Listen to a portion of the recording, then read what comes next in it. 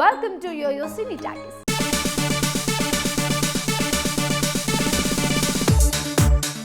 కళ్యాణ్ రామ్ నటించిన ism movie positive talk తెచ్చుకుంది. దీంతో అప్పుడే ఈ చిత్రాన్ని బాలీవుడ్ లో రీమేక్ చేయాలని చూస్తున్నాడు పూరి.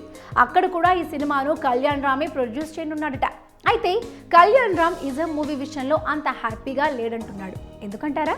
అయితే ఈ స్టోరీలోకి వెళ్లాల్సిందే.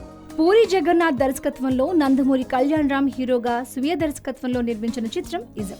ఈ సినిమాకు దాదాపు 25 కోట్ల రూపాయల బడ్జెట్ పెట్టారు కళ్యాణ్ రామ్.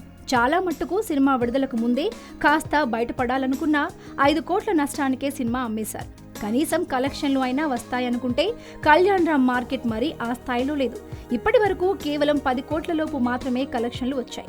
దానికి తోడు ఈ వారం 3 కొత్త సినిమాలు వచ్చాయి.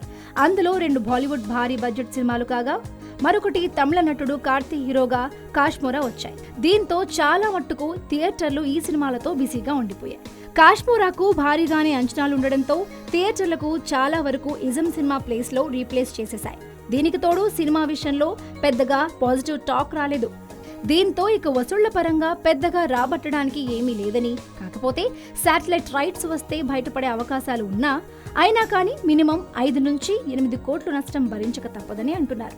మహేష్ బాబు, నమ్రత గారాల తనయ సితారా ఎంత యాక్టివ్ గా ఉంటుందో ప్రత్యేకంగా చెప్పాల్సిన పని లేదు. ఇటీవల తన ముద్దు చేష్టలతో అందరినీ ఆకట్టుకుంటుంది. పిట్ట కొంచెం కూత ఘనం అన్న మాటని సితారా అక్షరాల రుజువు చేస్తుంది. రీసెంట్ గా